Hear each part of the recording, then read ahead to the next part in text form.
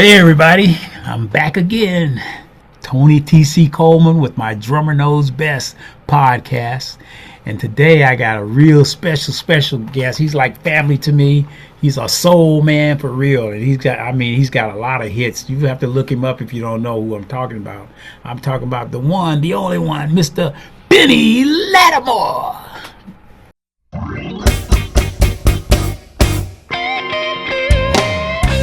Hey, Tony T.C. Coleman, drummer knows. That's what I'm talking about. Subscribe, like, and share on all platforms. All right, everybody. I got him. The man. This man here is important to me, to my life, musically.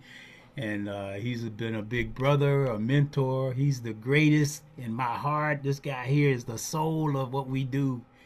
And his name is Mr. Benny Latimore. Yeah, everybody going crazy. How you doing? Oh, I'm doing good. You look great, man. I'm doing good for the old concert. Well, you keep doing it. You look great, man. It's so good to see you. And thank you for joining me to do my Drummer Knows Best podcast, Unlimited podcast. All right. Yeah, I just want to, first of all, I just want to start off by seriously thanking you for all the inspiration you've given us growing up, man. When I was growing up in Florida, we're homies, so we're from Florida, right? That's right. That's right.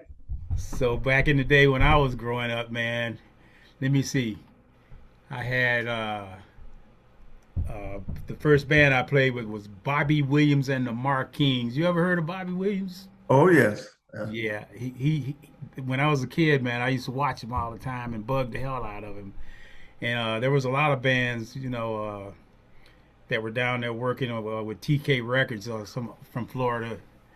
And anyway, I found out after meeting everybody and knowing everybody like I did, I found out that my dad, King Coleman, was down there doing all of that stuff with you involved too. You were down there with my dad before you got to meet me with King Oh, Coleman. yes. Oh, yes. I was there when King Coleman became king. Yeah. And working out of the main club down there in Miami, the Palms in that area. Yeah, the Palms. See, when I got in kind of late, really, but the Palms was the happening place. That's what everybody had told me at the time. Uh, And when I got there, it was still going great. how old were you when you first went down in that area and started doing your thing? I mean, what was that all about for you? How did that work out? Oh, it worked out good, but I was 22. I think I was 22 then when I first got there, and I came in and I was down there, while I was on the road with this guy named Joe Henderson that sing this song "Snap Your Fingers," and I had been traveling on the road with him, Hmm. and we did a show in Miami. Uh, the show was on the show with Sam Cooke. It was Sam Cooke, Jackie Wilson, Benny King, and somebody else. Somebody else. Anyway, uh, we had done the show on a Saturday, I think, and or Sunday, and they said, "Let's stay over. Let's stay over in Miami for a few days." And we stayed over, and we went to this club called the Night Beat. The Night Beat used to have talent night on Tuesdays, Hmm. and we went there, and the guys said, "Why don't you get it? Why don't you got to get in that contest?" I said, well, no, I know. Go ahead, go ahead. It'll be fun. Just do it. So I went in there and I sang a Jackie Wilson song. I'm Okay. not gonna sing high back then. And I sang a Jackie Wilson song and went in there and got a great reception and they everybody thought I had won the thing. And the MC came out later on and said, I probably would have won, but I was not considered an amateur. It was amateur. It was Right. called amateur night, and so I wasn't considered an amateur since I was traveling on the road, a traveling musician. So that made me professional, Right. you know. And and they said, and they gave me all. Then he got me a nice round of applause for it, you know. And even though I even though I thought I had won it, you know, with the reception a lot of other people got on there. But it was just for fun for me, you know. I was just doing it because the guys around the table, we were sitting there down in a few Right. and having fun. So we left there and I went back out on the road. And that night before I left, the manager of the club, Clyde Killens, said, listen, if you ever want to come off the road, call me up. I may be able to give you a job. Oh, okay. Yeah, I said, oh, okay. Gave me his card and everything. Well, we went back out. Wintertime came. It was a really, really, really tough winter. Mm. And me and Joe and his driver, we were in Gary, Indiana, Eerie. and it was colder than I ever saw in my life.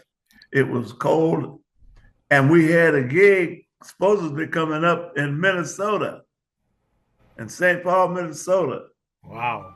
They called and said, "Don't even think about coming," because if it was that cold in Gary, Minnesota is known for being cold, Yeah, and you being and a everything was Floridian, frozen up. and you being a Floridian, I know you was like, "Eesh." Well, no, actually, I was a Tennessean then. Oh, okay, okay. When I met Joe, I was living in Tennessee. Oh, okay. But this particular thing that happened to me when this guy I called him up, and he said because there was something the house band, the organ player with the house band, Mm. he got sick, and I called Clyde Killens up and tell him that I wanted to come off the road because I couldn't stand all that cold weather. It was too cold for me. And he said, "Well, I'll get you a plane ticket and you fly on down here." Okay. He said, "Because you called just in time. I need somebody, you know." So I went on down. I went on back down. I left Joe. Because by that time, he was not only uh, he was doing his thing, but he had kind of gotten out there on drugs, you know, Yeah. pills. You know, I'm not trying to do anything to his memory or whatever, you know. But anyway, he he had gotten out there on drugs, and I was a little reluctant to be with him any further anyway, you know, because Right. getting really strange. You know, it was having mood swings and getting Right. mad at everybody, and then anyway, I went. I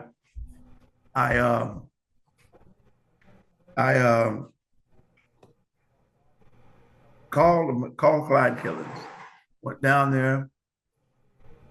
I got down there, and the night beat had this. It was a part of this hotel, the Surgeon Hotel, Okay. and And where was this again?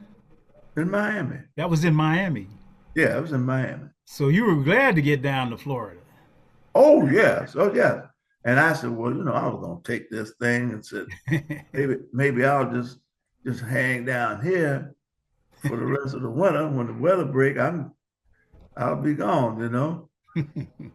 So I got down there, and he set me up with the band, and we did. I did, rehearse with them and got stuff down. And then on that yeah, I started on that Tuesday night. That was a talent night. That was that amateur night. Right. But anyway, that at that time, Right. and Wednesday night he let me sing, with the band on the band set, Right. and I got such a good response. He didn't let me sing anymore. Until the weekend. Now, Thursday, now this was on Wednesday. Thursday, he didn't let me sing no more. Uh-oh. But then Friday, during the day, we always had stars coming into the place. Right. And we had this group called the Orlons that had a hit record out by then. I can't remember what that was, but Uh-huh. anyway, I had met them while I was on the road, and I was familiar with them. I was familiar with their stuff. Meanwhile, Frank used to sing the songs. He used to sing all the popular songs, but he would put them in his range and all of this stuff, and Right. change them around a little bit to fit him. And it wasn't quite right for them, because back then, very few groups took their own band. Mm-hmm. They would have like a guitar player, or if it was going really good, they'd have three people: guitar, bass, drums, Right. and they only they just had themselves, and the music. They had the music, so the guys in the band, a lot of the guys could, they could read. They had horn players and stuff, but I don't read. Okay. I'm self-taught, trial and error over the I'm years. with you. I'm guilty. I'm with you. so so they were trying to get the stuff right. It wasn't quite right. Right. And I told her, I asked one of the girls, and I says, wait a minute, let me show this. Is this how it goes? And then I played something on the organ. They say, oh, that's it. That's it. That's it. That's it. And so Frank says, okay, we'll do it like that. Like he was reluctant to even do it. Like he wanted to do it his way. Right. So we did it like that. And I thought that, well, hey, I made some points with him by doing that, but I did not make any points with him. He still didn't let me sing on the band sets. Wow. And then on Monday, when Clyde paid us off, Mm-hmm. he paid everybody. Then he called me. He said, I need to talk to you. Uh-oh.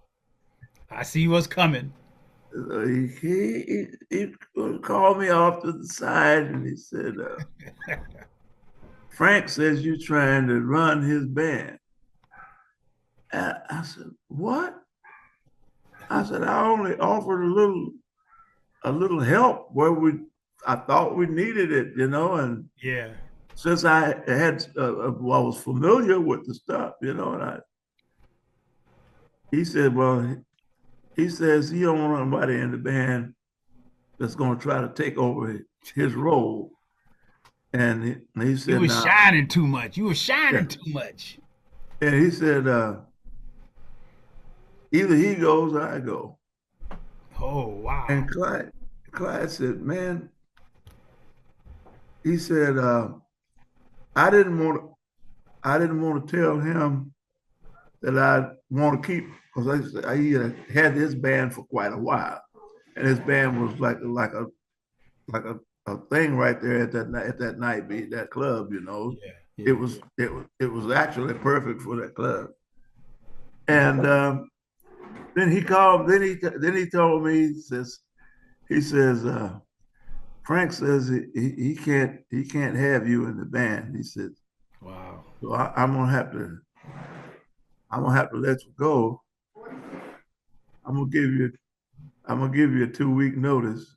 Mm. Give me my 2 week notice the first week I was there. So, so I said, well, what? You got me down here, and you're gonna fire me. I've never been fired from anything in my life.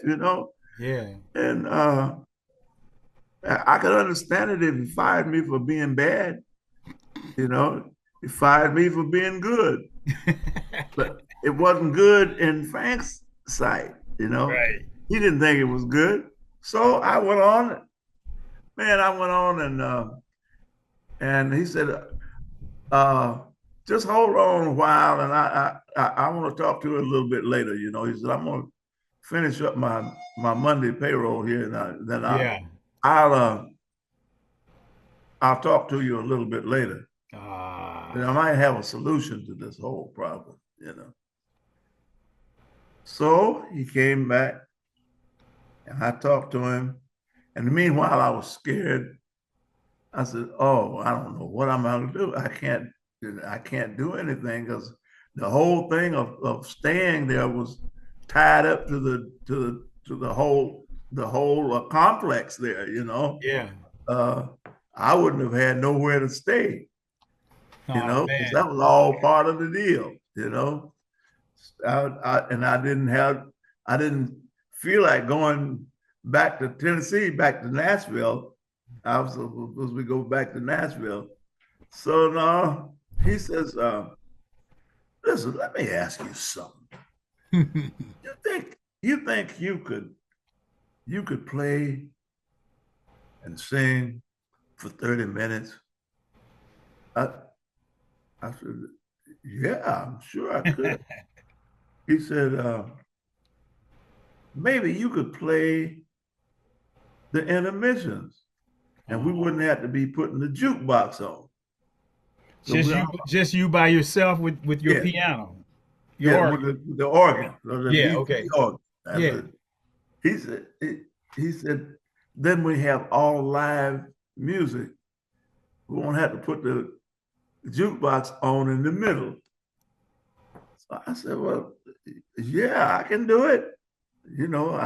I was saying to myself, I'm like, I'll try it. I'm not going to say, no, I can't do that. Right. Yeah. I'm going to go on up there and do it. And so I did that next that next Tuesday night, amateur night.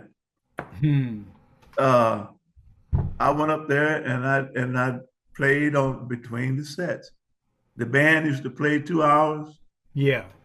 and then take that 30-minute break and then play 2 hours after that.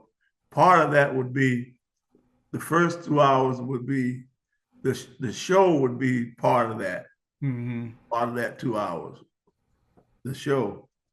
But on the weeknights, the band played. His Oh, band just played, played dance sets and stuff. So man, I went up there. I did my little thing. And I did the Jackie Wilson song, and I did a couple other things, two or three other things, and before you know it, I had about 30 minutes in because I practiced like mad. yeah.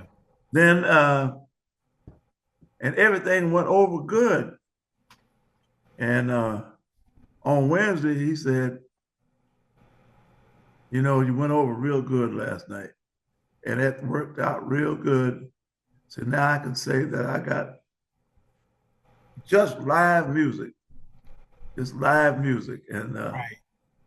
and if you can keep it fresh, just keep it fresh, keep on doing what you're doing. And man, after he said that, and I was so happy that I got. Well, it come to find out, he paid me more money than I was making with the band Okay. for 30 minutes. He gave me more money than I was making with the band. He said, Yes. because you're taking the place of a band on the 30 minutes. Right. And the people were very receptive. They got it. Then I went on and done that. I did that for a while. I got every day I would go in there as soon as the place was open. I'd go in there and be in there on that organ. I'm going over all kinds of stuff, and I Yeah. go going over my my presentation and And of the course time. you were doing you were learning all the hits too. I know that were out, Oh right? yes, I was doing all the latest stuff. And but then later on, he got he got a little bit jealous of the fact that if I messed around and got the song first before he did it, he wouldn't sing the song. he, he wouldn't sing it. And I was trying to get in on it on his thing. I wasn't trying to do that. Yeah. I really was not. And later on, I think he realized that. I really was not. All I was doing was just trying to survive, you know, Right. Right. keep my job and not have to go back in that cold weather. Exactly. So I went on and did what I did. He used to come out there. Now, fast forward to like 2 months later, 2 months later, he'd pass by me every night. Every night he'd pass by me and wouldn't speak. Oh man. We could be standing out in front of the lobby of the hotel and or standing outside somewhere, the guys in the band, and he'd come by and he'd speak, hey Johnny, hey James, how you doing? Pass right by me. Oh wow. I mean, talking about pass right. I mean, completely ignore me, like I wasn't there. And Just jealous. Just jealous. yes, yes, it was terrible thing. It was a terrible thing. It really got to me. Yeah. Why did I do something that make him like he just does not like me? And I was disappointed that he didn't. I wasn't like combative and saying Right. that. Right. Uh, I'm gonna get, it wasn't no ever anything about getting into no fight or nothing like Yeah. that. Right. Right. He thought that he was just doing what he had to do to save himself. He didn't want this upstart coming in there and like I was trying to steal his thunder, and I wasn't. I wasn't trying to do it. I was just trying to survive myself. That's funny. That's funny to hear you say that. And today, you can run into people like that today, to this very day in the business. Some artists are just like jealous of other artists instead of being. For me, it's like being around someone that's really talented makes me feel like I want to know you. I want to learn from you. Yeah, But some people are like just jealous of you, you know, and Oh, I resentful. know. That's I funny know. how that can work sometimes, but I've never been, and I know I've seen you around everybody, Johnny Taylor, James Brown, Bobby Blue Bland, you know, all of Miss Betty Wright, everybody. You guys seem to inspire each other, and Oh, yeah. always been about, hey, that sounds great, and you should check this out, and blah blah blah. You know, more camaraderie. That's where you guys have always Yeah. been. Yeah. I did a tour one time with Johnny Taylor and Tyrone Davis. Oh And, man, oh and Lord. they had a love-hate relationship. Yes, they did. You know, Two they competed with one another. two Taurus, those two bulls. Yeah, yeah, yeah, yeah. Yeah, Pete going. Both of them When were. you I'm going to talk about Miami again, but when I first got a chance to meet you, I was playing with Johnny Taylor, and you were on the bill with us, and the keyboard player at the time, his name was Greg. I can't remember Greg's last name, boy, but he loved some Latimore, boy. He played Latimore on the bus, boy. He loved Let's Straighten It Out. So when you weren't on the show, he used to play it, you know, before Johnny come out. We would do a couple of songs, Yeah. and Johnny would be in the dressing room. He didn't know what two songs we did before he came out. But this one time we were at the Longhorn Ballroom, and the dressing room was right there by the stage, Mhm. and he did "Let's Straighten It Out," and the ladies, "Ah!" and after the show, Johnny said to him, "Hey Pete, you know how you call everybody Pete. Yeah. Look here, Pete. I want to straighten something out with you. The next time you say let's straighten it out, you gonna be out. Don't be doing that song." He said, "You think you let him on, Pete? What's up with that, Pete? You making me work. I gotta sing his song. It's bad enough when he's on the show." Boy, he loved "Let's Straighten It Out," and Yeah. well, Yeah. the whole world loved that song. But before Yeah. you be, before you did a "Let's Straighten It Out," you've done so many other great songs that you've written, and particularly Millie Jackson, boy, you wrote a lot of songs that she did. Yeah. Yes. How She did wrote. that come about? Did you and her just meet up and like the way she? How did that happen? Well, one of the guys that used to produce at TK started producing her, Brad Shapiro. Yeah, yes. Brad Shapiro used to produce her. He produced some of my things. And anyway, I went to Muscle Shoals and recorded something. Me and Steve Alamo went to Muscle Shoals, and then Brad was there with Millie. Mm. And when we finished up there, I finished up my stuff. She finished up her stuff. And in the meantime, she had done one of my songs. I can't remember which one it was. And I was happy about that. And we met each It other. was, excuse me, it wasn't "Back in Love" by Monday, was it? No, it wasn't that one. It wasn't that one. It was I,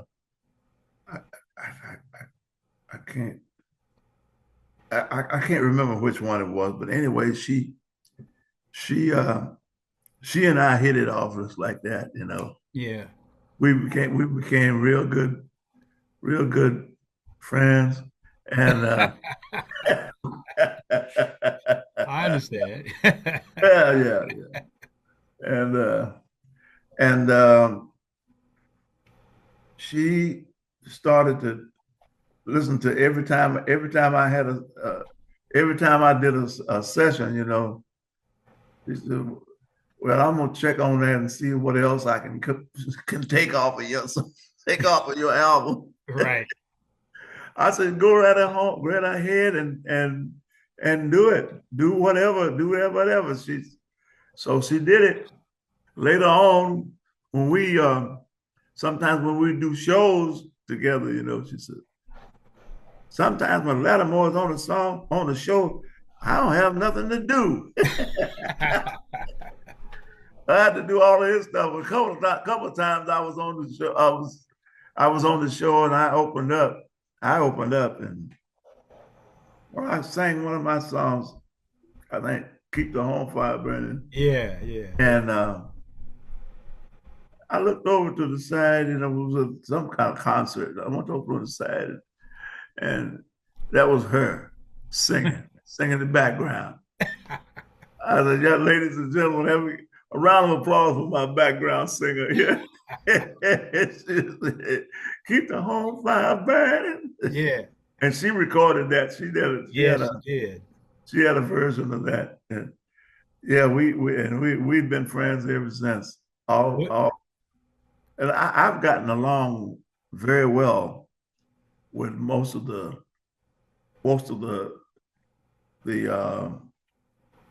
the female acts, that's been out there.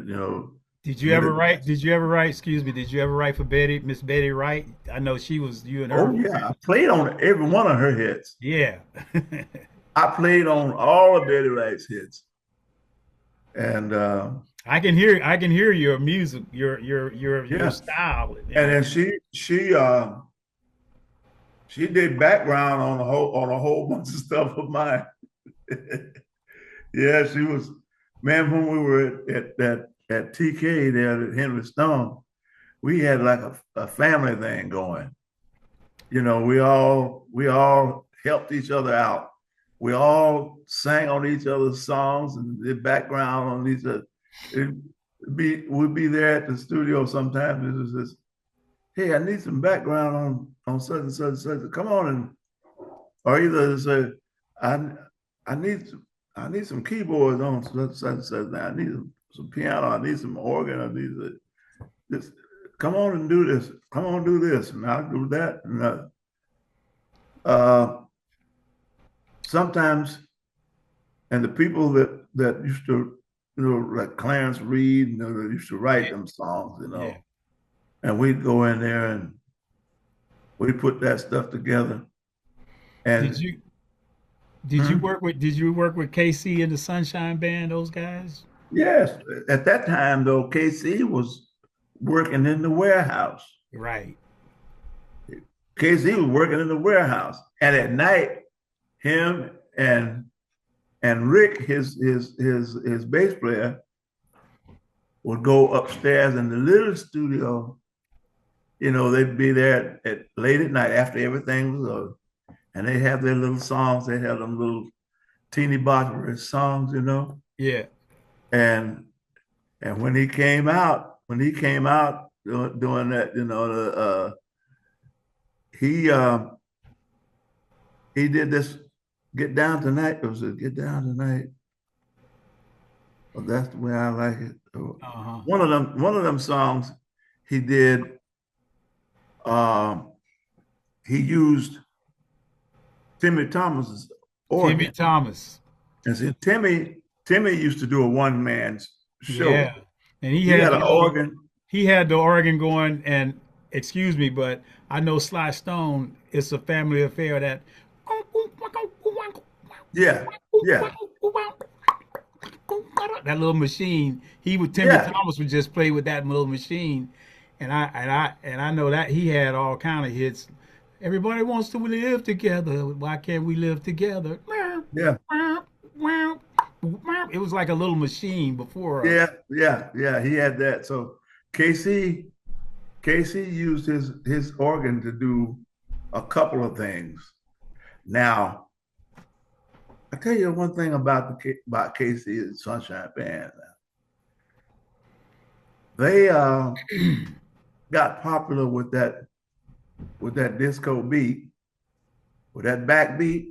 Yeah, yeah. Let's call it was they'd be stomping in the background with that backbeat, and the guitar player used to do it was rhythmic, real rhythmic, Right. and all that stuff went together. All of it went together, and the reason why it fits so good is called Rick couldn't play. Oh, really? Bass player could at that time. What was popular was the busy bass. Busy bass was was what was happening at that time. He couldn't play the busy bass. What I would consider busy bass is when the bass players play something like "Tighten Up." Doom, doom, doom, doom, doom, doom, doom, Oh doom, yeah, oh doom, yeah, doom, doom, yeah, doom, doom, doom, doom, doom, doom, doom, doom, doom, doom, doom, doom, yeah, doom, doom, and he always would play like boom, boom, boom, boom. yeah.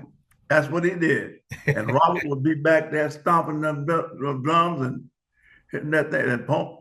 But it come to find and it just worked. Yeah, It worked. That was the thing, and uh that came out, and Casey didn't look. He didn't have to look back.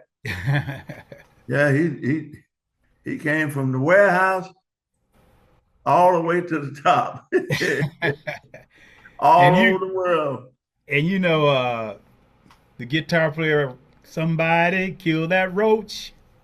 that was that was Roach that played. I talked to him on the phone yesterday. Oh yeah, tell him I said hello. He has no idea who I am, but I remember seeing him in Orlando when he was his band. He was in the band, and then he was somebody killed that roach came out, and he was like, bang. Yeah, that's How's he doing? Roach Thompson. Yeah, how is he? He's doing real good. He's up there in North Carolina, out there in the country. He's out there. He's got that like you in the country, like he Yeah. gets. We all country boys. Yes. Yeah, he's out there in the country. I tease him now. He's up there playing to the raccoons and possums and stuff. I got He I got lives. I discovered my little John Deere tractor. That's more fun than my drums. Yeah.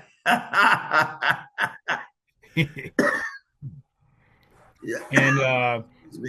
so when you what was your first before I ask you this question, I want you to tell me this story about I'm sure if you're familiar with my dad being a disc jockey and everything Oh yeah. and the MC for all of the gigs and he played the bongo, the drum, and he danced and all of that. Now, when I was with Bobby Blue Bland and he and BB, when they found out who my dad, I was King Coleman's son, they was like, "What, boy? Yeah, that's look just like him."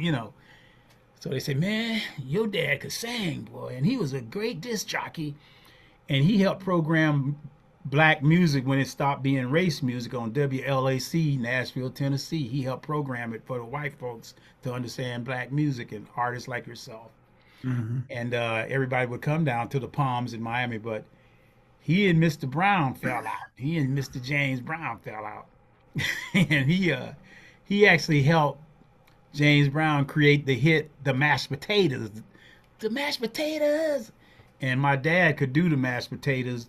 Did you see him perform doing all of that? Yes, he did that. He did that mashed potatoes. He'd turn it out with doing that, because he'd be so sharp. Man, he'd be dressed clean as a state board of health. And,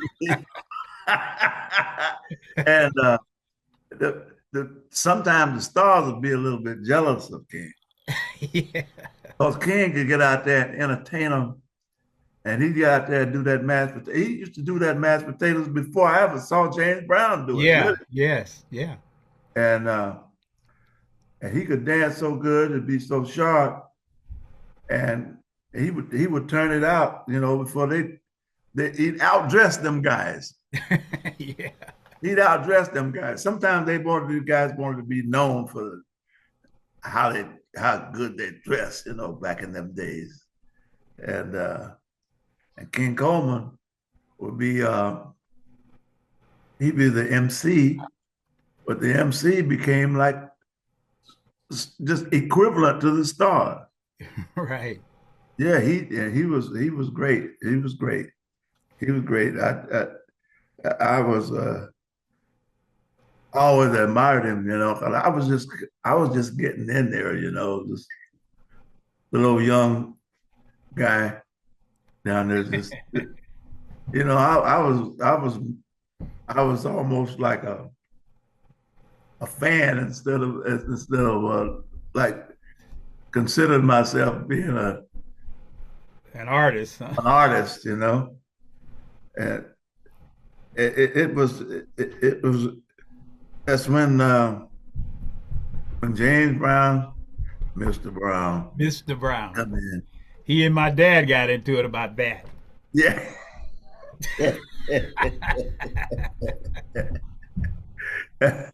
So he was introducing him, lad.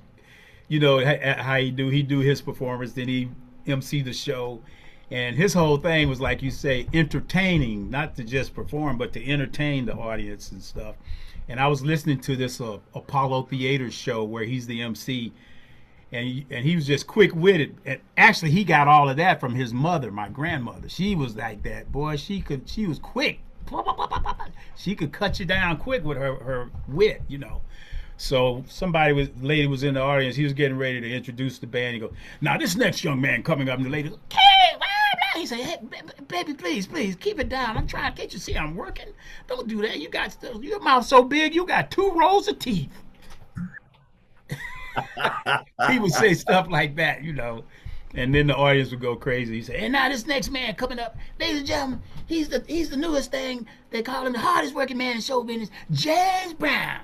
And he kept introducing him like that. So then one night, Mr. Brown told him, "Hey, King, listen. You've been calling me James Brown. When you call me on stage, you call me Mr. Brown, Mr. James Brown, not James Brown. You understand?" He said, "Well, I know you as James Brown. I mean, you know, I used to call people, older people, Mr. and Mrs., but, you know, we the same age and stuff. You James Brown. I mean, you know, what's the problem?" "Well, just don't do that. You call me Mr. James Brown. Mr. Dynamite, Mr. James Brown, Mr." So he go up, of course. "Ladies and gentlemen, bringing up on the stage right now, James Brown," and walk off the stage. He said, and Bobby Blue Bland, Mr. Bland and BB told me about this. And they said he was backstage fuming. "I'm sick and tired of him calling me James Brown. I told him, call me Mr. Brown." And Henry Stone was back there and everybody, you know, because he's also the disc jockey that spin your records in town, you know. And he said he had the radio station with a big glass. You could see him doing the radio show, and he would see people walking. "Hey, that was Miss Bessie May. I saw her dancing last night. She had the whole place hopping. Yeah, how you doing? I'm going to put this record out." Blah, blah.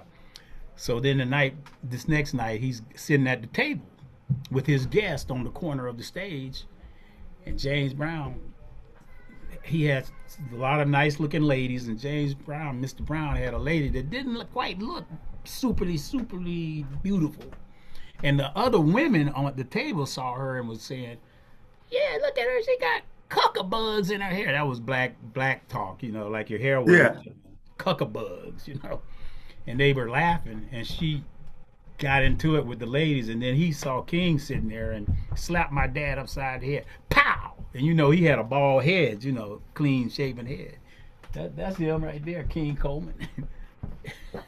So he slapped him, and "I told you, I'm sick of you. It's Mr. Brown. Now you go call me Mr. Brown. I'm fight. We got."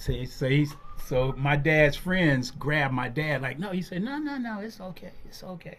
We're good. We cool. Don't worry about it." Then he went backstage. He said, "Now, you want me to call," my dad said to him, "You want me to call you Mr. Brown? Well, I'll call you Mr. Brown, but here's what you're going to do. You're going to go on stage, and you're going to apologize before I introduce you to my guests for what you did. And then I'll call you Mr. Brown. You got it?" "I ain't going to do nothing. You going to call me Mr. Brown." Anyway, long story short, they got into it. Now, supposedly, from what Bobby Blue Bland and BB told me, King, you know, took care of some business with him and then kicked all the windows out of his Cadillac, you know. But the first time I met Mr. Brown, I was with Bobby Blue Bland, and I went to the dressing room, and he was in there with his wife, who was a makeup artist that he had married. And Bobby Blue Bland said, "Look at that young man there. You know who that is? Look at him." He said, "I don't know. Who is he, Blue? Who is he? Look at him. You know his dad real good. Y'all was real tight. What's your name, young man?" I said, "Tony Coleman." "That's King Coleman's son." Ah, yeah, yeah, look at him. He look just like him. Look just like his daddy. Man, your daddy could dance, boy. Couldn't he, Blue? He could dance. And he dressed sharp, man. He taught us all how to dress. I said, yeah. He said, yeah, man. We did the mashed potatoes record together, man. Remember that? That was a smash, man, you know. Yeah.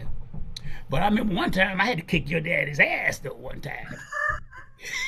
And he said, you remember that, Blue? You remember I had to kick his daddy's ass one time? But we tight. But Blue said, no, I don't know about all that ass kicking part, but you know, if you say so. But I got to meet him, and he let me sit in with him twice with his band. He let me sit in with Yeah, him. But I heard they turned it out, man. I heard all about that too. I heard it. I heard what happened. King Coleman did the mashed potatoes on him. Mash his taters. Yes. Yeah, So 'cause- so when did you first get your first time being Benny Latimore the artist? What record was it that you wrote and recorded that would got you going? it was a version of Stormy Monday Oh, I love your version of that, man. because it went. That's the first thing that got out of the city limits. I had a couple of things that was around Miami, but one thing called "Girl, I Got News for You," and another one called uh, "The Power and the Glory," and another one called "Rain from the Skies." But all of those were just like local things, That,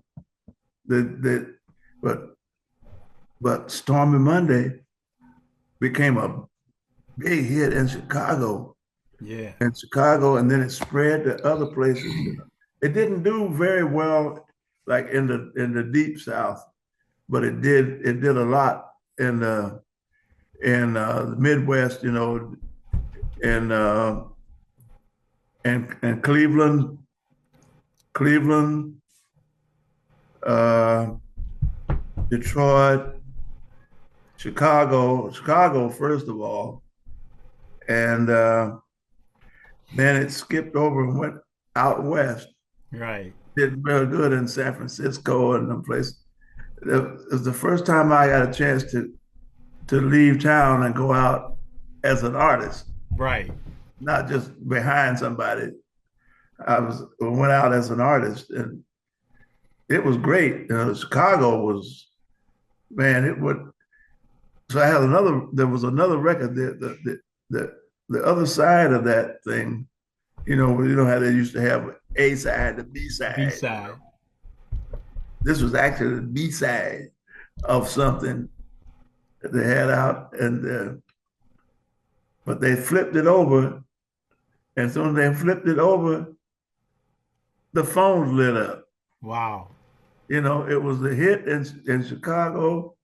It great, and I played this Yeah. thing called a melodica. Yeah, you play that. Yeah, I played the keyboard part, the piano part, then I played that melodica part, and I went to Chicago, and this guy that used to be promotion man for Henry Stone, Uh-huh. I stayed at his house, and he said, man, he said these people are playing this. It's on every jukebox in town. And he said, we're gonna go to three or four bars to play. And he said, I guarantee you that we won't be in there 10 minutes before somebody play it. We went every bar and place we went to, man. Dun, dun. So so listen. It would be in there, and then we went to another place where there was a group playing a trio. I think it was a trio or a quartet. It was Was it Young Holt Unlimited? Or? no, I don't know who it was, but anyway, they were playing it and they were playing it. And the guy told me, man, he said, I like your piano player. I said, thanks, man. He found out later on that it was me playing the piano too, you know. Yeah. I Now, didn't have. see, I don't mean to cut you off. Hold that thought, but you sounds to me like you did like Bobby Blue Bland. His first hit was just he was in the studio and he said, "Hey Wayne, let's track. We got nothing to do. Let's track T-Bone Walker's Stormy Mondays. Just see what it does." And became his biggest hit, Stormy Mondays. It sounds like that's what happened with you. Yeah, that's what happened with me. Because I used to do it in the club, and they said, "Well, we need something. We need But another but but song." that's a different Stormy Monday, isn't it? Huh? Are those the same? His is a slower blues. Mine was a jazzy kind of one. Oh yeah, I love your version of it. When we played it at the blues at Just Blues, man. I'd be like, man, come on, lad, play it, boy. Everybody, the boy that you put that groove on it, man. Yeah, and everybody wondered what that was I was playing.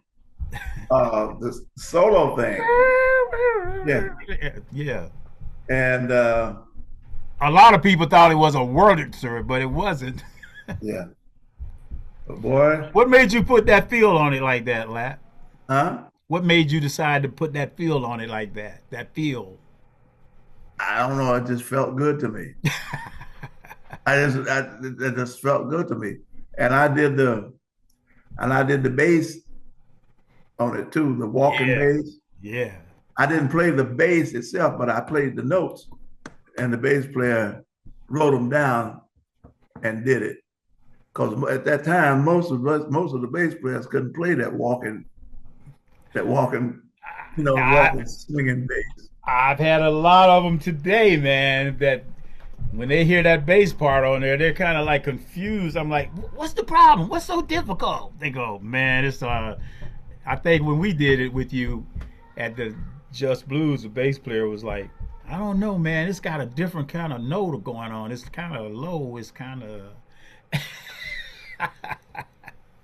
So what made you decide to put that note, that bass play style on there? I just I just played it like I felt it. That's the thing, something that feels good to me, and I just do it. That's the way I did actually all my stuff. Right. And, Did you think it would be a hit? no, I, I I didn't think it would be a hit. I didn't think Let's Straighten It Out was going to be a hit. What? Man, that immediately was a hit when I heard that when the Oh, first I time. know it was. Yeah. I remember the first time I heard it on the radio, and it's in the key of D minor. At that D time, minor. D, yeah, D minor. Well, at that time, you couldn't play the bass. At that time, they didn't have the 5-string bass Right, right. like they have now. Yeah. And the lowest key, the lowest note on there was E, Right. and it had to tune down. I had the bass player to tune his E string down Okay. to D, and that's when it had that dom dom do do do do dom Yeah. dom, and that's what the key to the whole feel of that song is that playing that low. See, he had a low open D that rang out, dum dum. It wasn't like don't don't is it Right, don't right. That's the don't. first thing a lot of guys who can't do that on their bass, they want to keep it up there where it's easier. Yeah. Dum, dum, da, dum, da, dum, dum, dum, And dum, boy, da, da, dum, dum, and dum, when we first went out, when I first had a band going out, the bass player had to tune tune his E string down to a D before we do that. It was kind of a hassle to do it, but after a while it was all right, you know. But then they got the bass players with the bass with all them strings on it, you know, and so they could play. They could have a Yeah. low D to play, And your so they could keyboard, sustain it. They could sustain it. yeah, and your keyboard playing when it starts it off, clang, clang, clang, clang, boom, boom. And Yeah, you do that long instrumental part in the front. Man, that's badass, lad. That's bad, man. yeah. Well, Hey, man, you know, I'm you know, like people talk about, like, say for instance, Earth, Wind and Fire, Reasons. You know, Philip Bailey, reasons, the reasons that we feel. You know, people people will tell Philip Bailey, man, you know how many love relationships I've had with that playing in the background. people, people. I think you got him beat with "Let's Straighten It Out." A lot of chilling was born off of that song. I get that. People tell me that all the time. I even had a woman come up to me and tell me, says, and she was about at that time she was about 42 or 3. Yeah, She said that my mom and daddy conceived me off of your song. And I said, oh, really? Yeah, amen. she said they conceived me. She said they've told me over the years, and she said now I like it myself, you know. And they grew up on it, and then I have these people. Then I have these people that tell me, he says, I had one guy, man, he's from Baton Rouge, Louisiana, that comes to the Just Blues Yeah, every year. right. He said, man, he said, couple of my children, my wife loves your song. She said she loves your song. He said she even had a picture in our bedroom on the dresser with your picture on it. He said a couple of my kids, I'm having a lot of doubts about it. He said you owe me some you, you owe me some money. he said especially that little long head one. And he's funny. He's funny, this Yeah. guy. Hey, lad. A lot of couples would fuss at each other and and act real, you know, upset with one another, so they could let's straighten it out. Yeah, I had a man when I was in when uh, when that was hot. Again, this was another Chicago thing. No, it was in Milwaukee, Mm-hmm. and he took me to the radio station and came back by this guy's house. See, I was doing a gig that night, and we came by their house, and that guy said, one thing I said, the older guy, one thing I said that if any of these guys come, that Latimore or somebody else, a couple of other people come, he said, I'm gonna have to get my pistol out because my wife liked this song too much. And I guy said, well, you might as well go on and get your pistol because here he is. And his wife came running out of the room out of there. Oh! And they became some of my best fans up there, you know. They'd come to see me every time I come to town. You know. They had invited me to their house for dinner and all that stuff. Then I another time, I'm in the dressing room and a guy comes in. He said, can I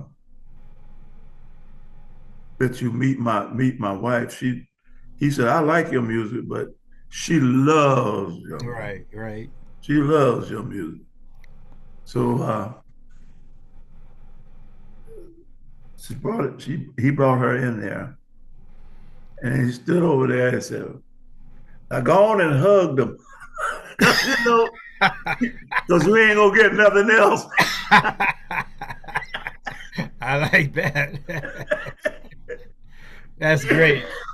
Was that so? That was a surprise to you that that record became so big. You were surprised by that.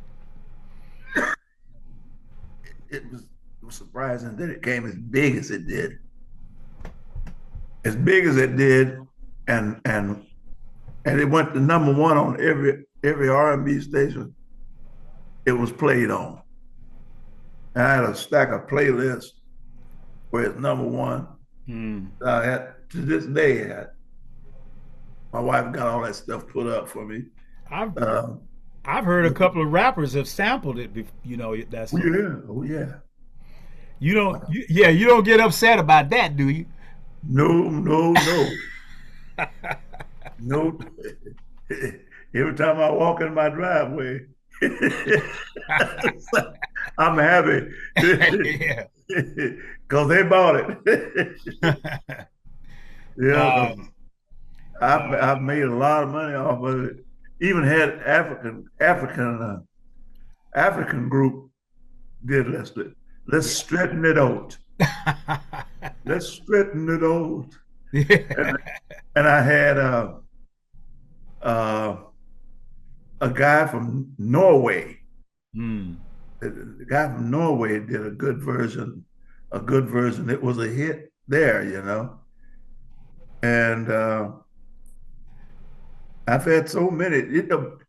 BB did a version of it too. Yes, he did. Yeah. Yeah, he did a version of it. Yeah. Oh, yeah. There's a BB lot of loved you people. a lot, man. Huh? BB loved you a lot. BB, he listened to other artists, and if they do something good, he would never criticize. He would always like, I wish I could sing like that. And he say the same thing about like Bobby Blue Bland.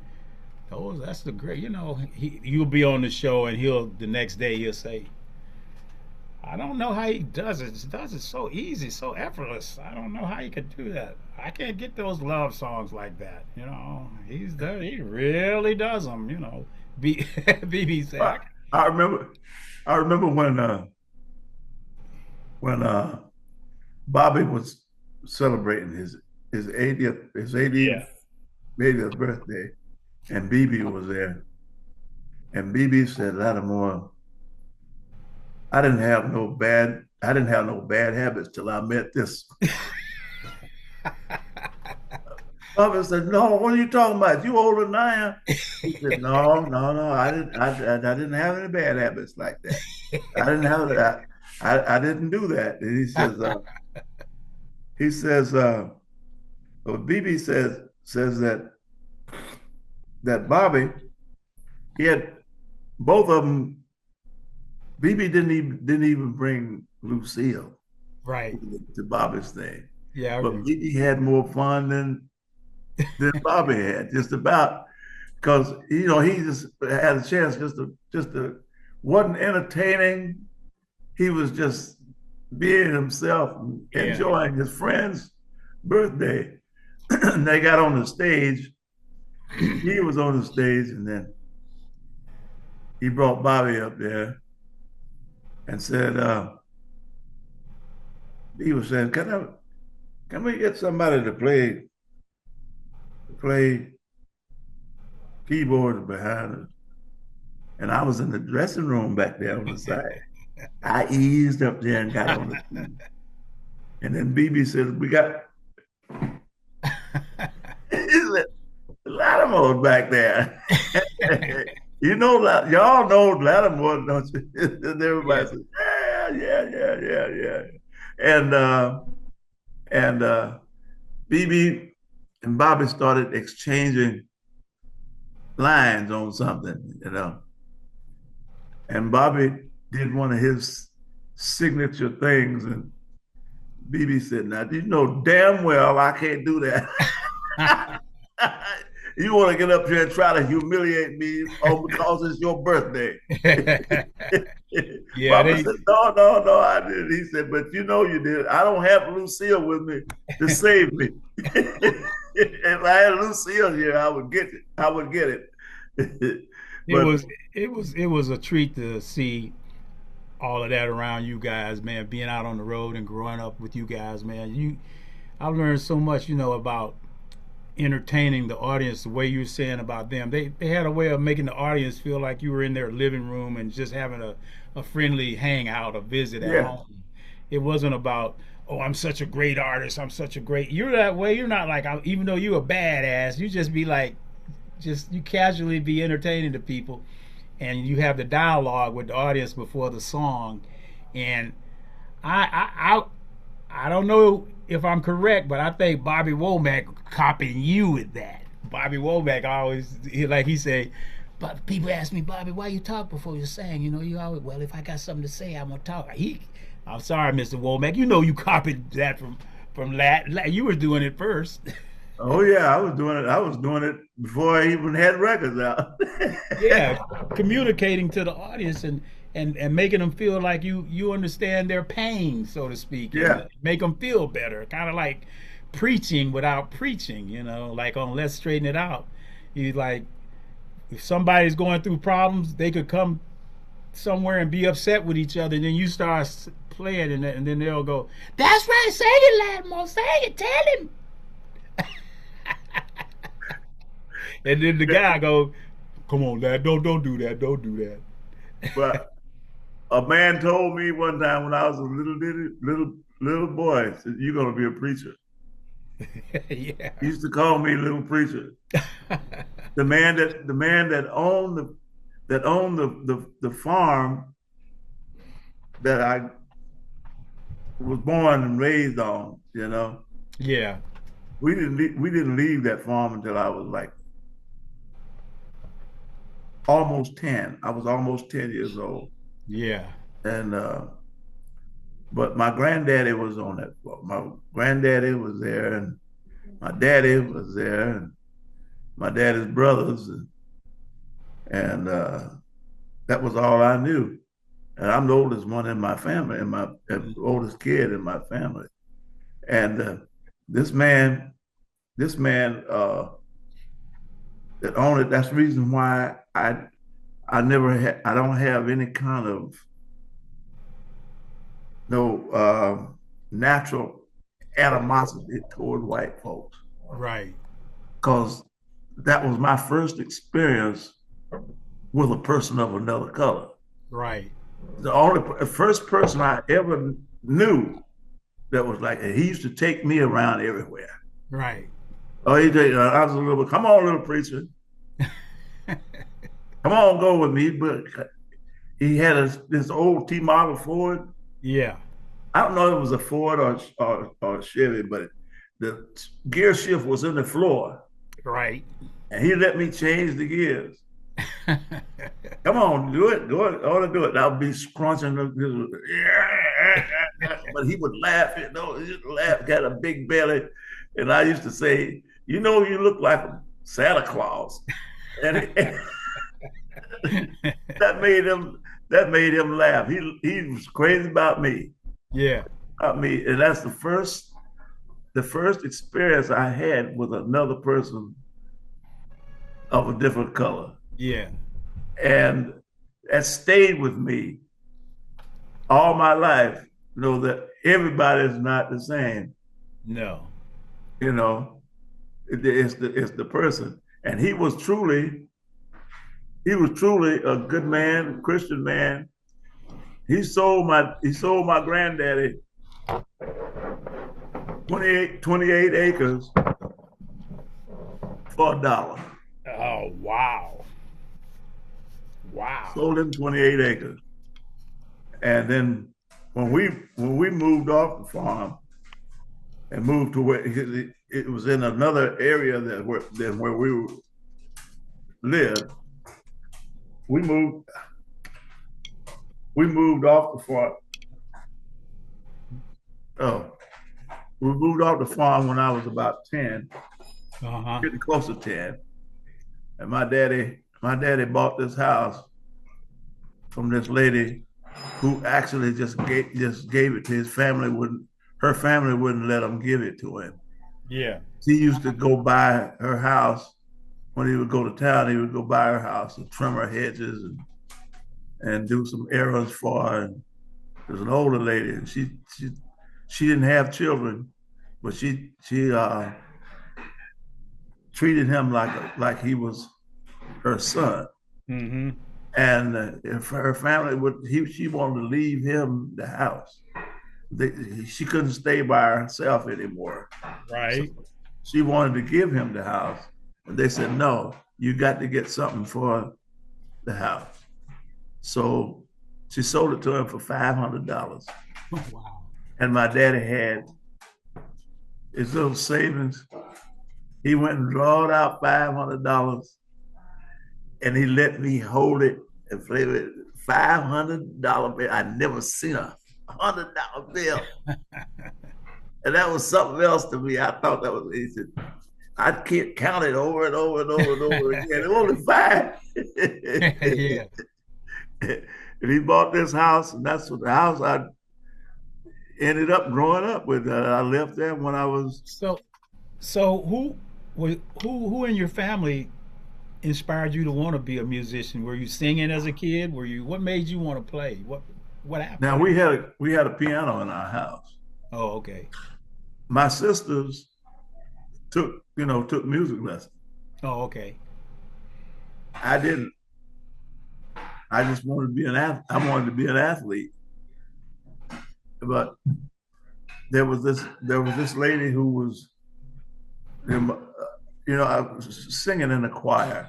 I was singing in the choir at the Baptist church, junior choir. Uh-huh. And they were having services. One Sunday, it was going to be, I don't know if they call it Children's Day or what, Young People's Day, but anyway, they wanted a boy to sing a solo. The girls didn't have no problem doing that, but they wanted a boy, but no boys didn't want to do that. I didn't really want to do it either. My sisters, they called me Ben. Ben can sing. And they said, but I didn't sing by myself, they said, he can sing. He can sing. So this lady named Miss Evelyn Phillips, I remember her name, she said, well, why don't you sing? She was the choir director. Mm-hmm.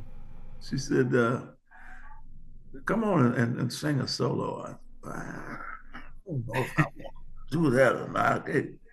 Yeah, yes, you can do it. I'm going to be up here playing for you. Yeah.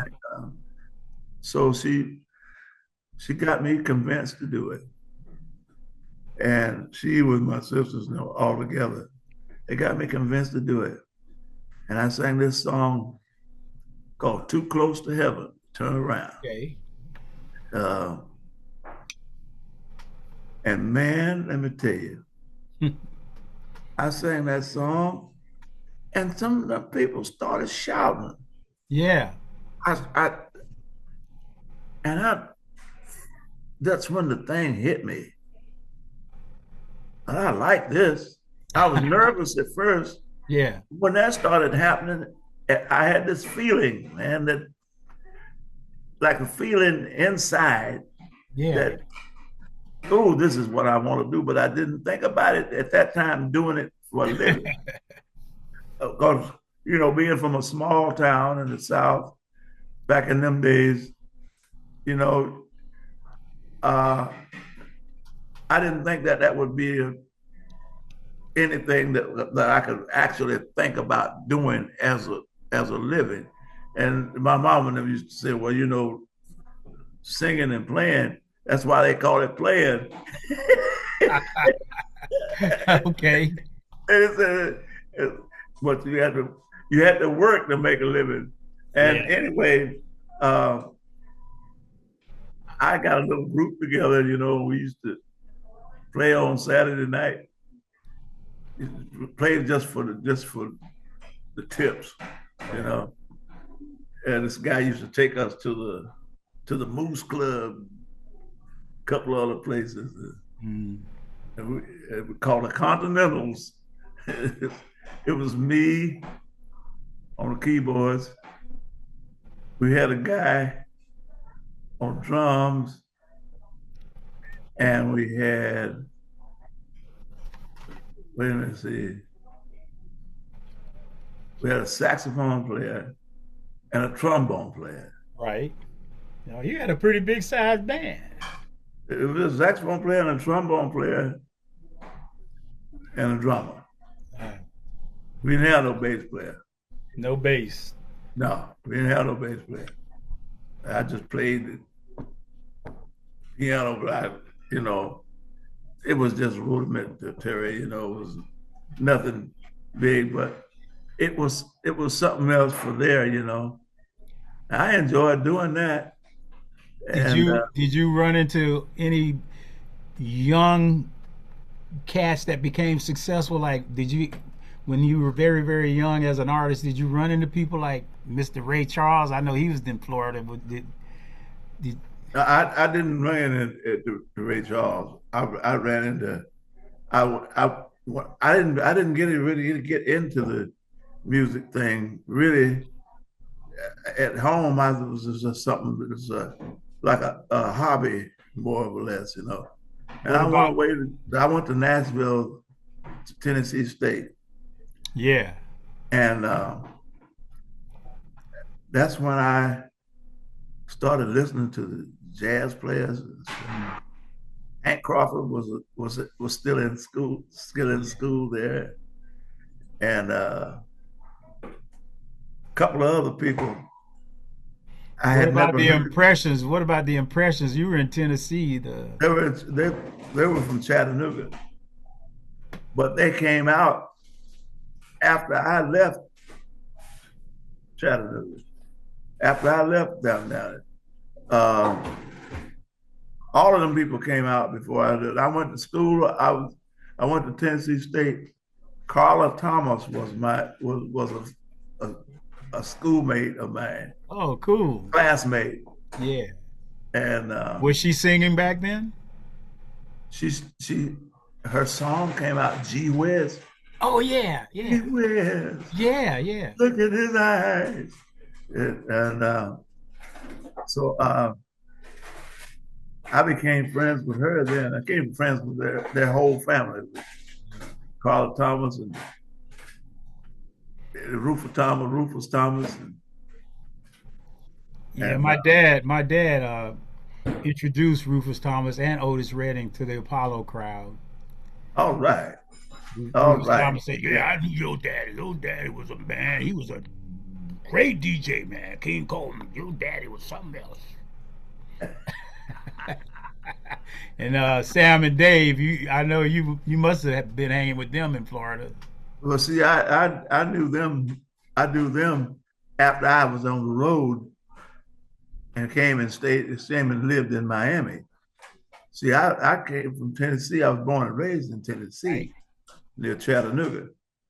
Uh, but then when I came off when I went on the road with Joe Henderson, Mm. I got that job in Miami, and I ended up staying there. That I became a Floridian then. Yeah. I stayed there, and man, then I got to meet a whole lot of people at that night beat. See, because I stood out because I was doing that single thing myself. So I got to meet all the stars. That's why, and I got to meet Bobby. I got to meet Boop, BB, Yeah. and got to meet all these people. That Count Basie, that Sonny Payne was his drummer. Oh yeah, man. He used to hang right. Yeah, he used to hang in Miami for a while after Count Basie would be there. Yeah. Count Basie came to the night beat every year, and Sonny used to hang in Miami. He loved it in Miami. He was So let hanging me out. let me ask you something about drummers, cause you know you're good playing drummer. Me, that's my buddy. Big Lou. Big Lou. Oh, Big Lou, we mess with Rico McFarlane all the time, boy. I know it. I know it. I see it on Facebook. I know, no Rico. I don't mess with you. Big Lou mess with it, cause don't think I'm in it. I ain't in it. Big Lou messing with Rico. Rico messing with Big Lou. Yeah. See, when Big Lou when I'm playing, Big Lou plays with me. I introduce him as Louis the 14th, 15th, and 16th. He deserves it. Hey, now, lad, you've been a band leader for so many years. Now, I just want to say this and tell me if I'm right or not, cause drummer knows best. That's the name of my podcast here. Now, what's the most important guy on the stage for you and your band? What's the most important guy? Well, the drummer is Ah, always the best, always the best because he has to keep that keep it together yeah. and and not let it get away from him. See, that's the thing. See, he knows how to hold you back, because if I might get away if you don't keep me Right. in the right way. Keep it. So the drummer is the right. The drummer knows best. Like what you say, that's the drummer knows best. And if you don't have a good drummer, you don't have nothing because and the bass player has to make sure he keeps the bass player from flying away from Yeah. anything Yeah. or dragging down. Yeah, that's right. You know, you keep that time because time is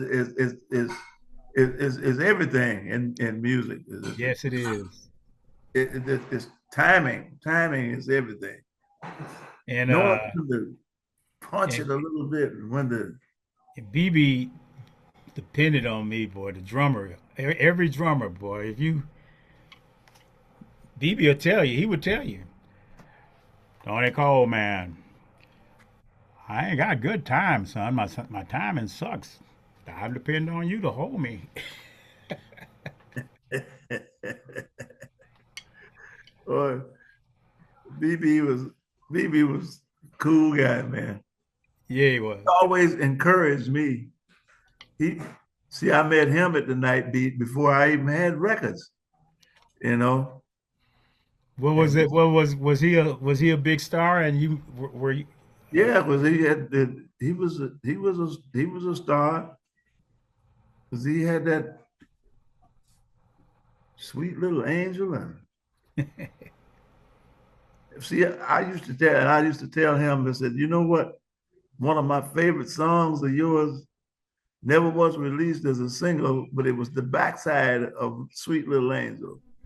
On my word of honor, Yeah. you mean everything to me. And I used to love that song. It was one of my first records that I bought. Right. One of my first records. And uh, because, let me see, I'm trying to think of how old I was. I was in high school, I think. I Uh-huh. think I was in high school. On my word of honor, yeah, it was a great thing. But then that's when I knew that BB was not. You couldn't just say that he was just a blues singer. No. He was a singer who sung the blues. That's right. That's what I tell people about me, Lat. I'm not a blues drummer. I'm a drummer that knows how to play the blues. Right. you know. But there is a way to do it. There are the ingredients, and I try to tell people, well, that's just your opinion. No, that's not my opinion. There are ingredients to do what we do. Black soul music. There is such a thing called black soul music. I hear people go, well, it ain't black, it ain't white. It's the blues. I go, no, you're wrong. The blues is black. That's our culture. That's the way we was brought up. I mean, I hear you talking about being a kid watching the old white dude look like Santa Claus, letting you go on the tractor. Man, that's natural. That's natural feeling for a young black kid back in those days to feel happy about this guy who's totally different from you, and he's being kind to you. And that gave you some Hmm. feelings that a person that don't experience what you experienced growing up would never know, would never understand, man. And that helps make your soul become more like a flower growing into who we are, as a people. And it's a certain way we express ourselves. I think black people and Italian people are the same because we real expressive and emotional. Oh yeah. Oh yeah. You see Italian people, but they be like, oh, and they be talking about, oh, the food was great. It was wonderful. Yeah, you know.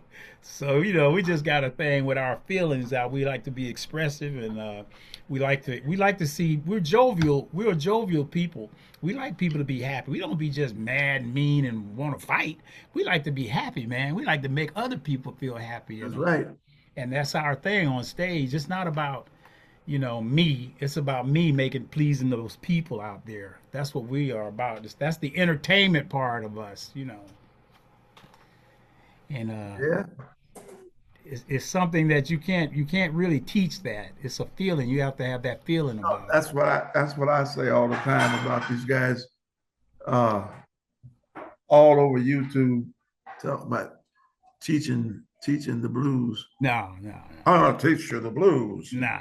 You can you can play licks Yeah, all day, but the blues, knowing when, how to play that lick, you know, it- you can try to listen to it. It still won't be the same because you didn't come up with it. no, no. You know, the boys, I want to teach you to play the blues. Teach you, sometimes I see a dozen of them uh, playing a whole bunch of licks, and then they end up playing everything they know in two or three phrases, but Right. but not but not but the phrases don't mean anything.